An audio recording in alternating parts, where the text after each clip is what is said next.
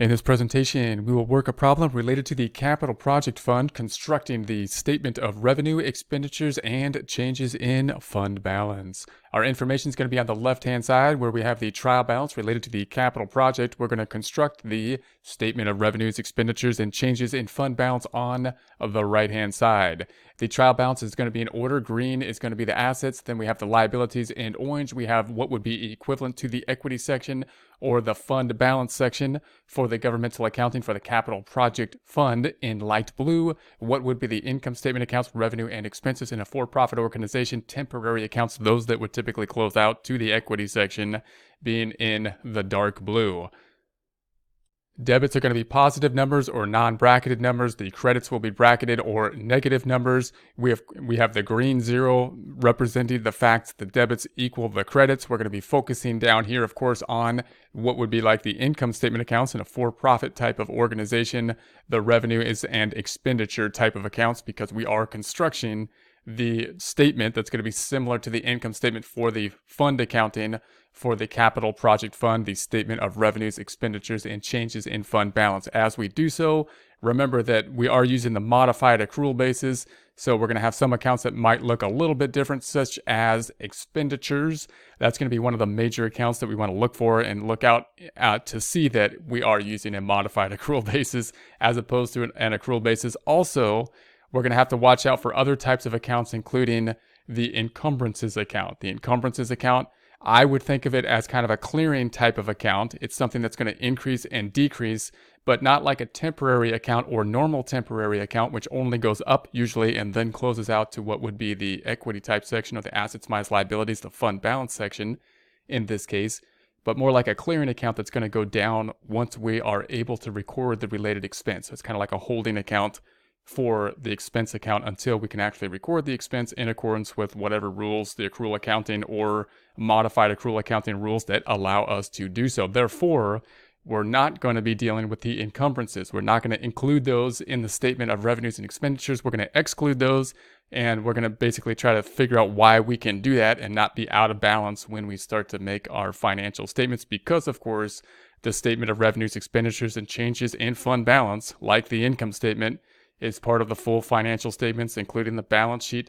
Balance sheet needs to be in balance. How is it we can eliminate something in this trial balance, which is in balance, without throwing everything else off? So we'll discuss that as we go. So as we construct this, then, first item is going to be revenue. And of course, we're concentrating down here in the dark blue items. So we're going to pick up revenue. This is a credit balance. We're going to pick it up over here. It's going to be a debit on the statement of revenues, expenditures, and changes in fund balance. Then we're going to pick up the expenditures. We're going to say expenditures : because we're going to have a subcategory of expenditures. Then we're going to pick up the construction expenditures. Here they are. We're going to pull that to the outer column. That's all we have. So we're going to pull that to the outer column. We don't really need a subcategory. And then we're going to have the excess of revenue under expenditures. You'll note that, of course, we have more expenditures than revenue, often going to be the case in a capital project fund. We don't really expect oftentimes the revenue to be greater than the expenditures in the capital project fund because we didn't fund it typically with revenue. We're funding it with transfers in, and we're going to record those as other financing sources, not up top in the revenue line, but it's going to be down below. So next thing we're going to have are those other financing sources, and that's going to include the proceeds of the bonds. So these proceeds of the bonds, then, the major source, kind of like our major, what is similar to a revenue account here, and not included up in the revenue up top. Then we're going to have the difference. Remember, this is kind of like an expense. So this was a expense items, expenses greater than the revenue. This is kind of like revenue, meaning this is part of our sources of an increase in the financing for the capital project fund. Therefore, we're going to subtract these two out, basically the other financing sources being greater than what is the expenditures over the revenue, and therefore we have this long subtitle, excess of revenues and other financing sources uses over expenditures, which is going to be the 1,301,200. Now, this is going to be like the bottom line number. So you would think that that would add up to this number here.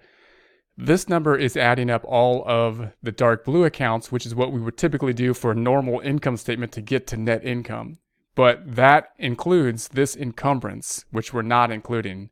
in our statement of revenues, expenditures, and changes in fund balance. So what we have to do is say that we'd have this 423,100.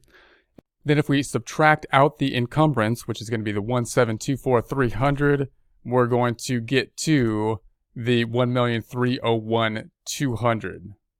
So the next thing we want to do is say, well, how are we going to get back to basically what would be the equity section, or how is this component of the equity section going to tie out for the double entry accounting system? So we want to think about how this is going to tie out to the double entry accounting system, or what would be equity, in this case, the fund balance. So we're going to then say, here's the fund balance at the beginning of the time period. That's going to be the 345,800. That's this item here. We can think of this as kind of like the retained earnings, or a capital account. It's the beginning capital account, because the ending capital account would include, like in a for-profit organization, that amount plus everything that is closed out to it. Typically, there's going to be no activity to the fund balance account, like there wouldn't be to say such as a retained earning type of account, and therefore this will be the beginning balance until we close everything out to it. So we're going to take that fund balance in the beginning balance. Then if we add them up, the 1,301,200 plus that amount, we get to the ending balance. So the ending balance, we want to basically be able to tie this out a few different ways. And let's see if we can think this out. This is going to be the amount then that would be on equivalent to basically the balance sheet type of account.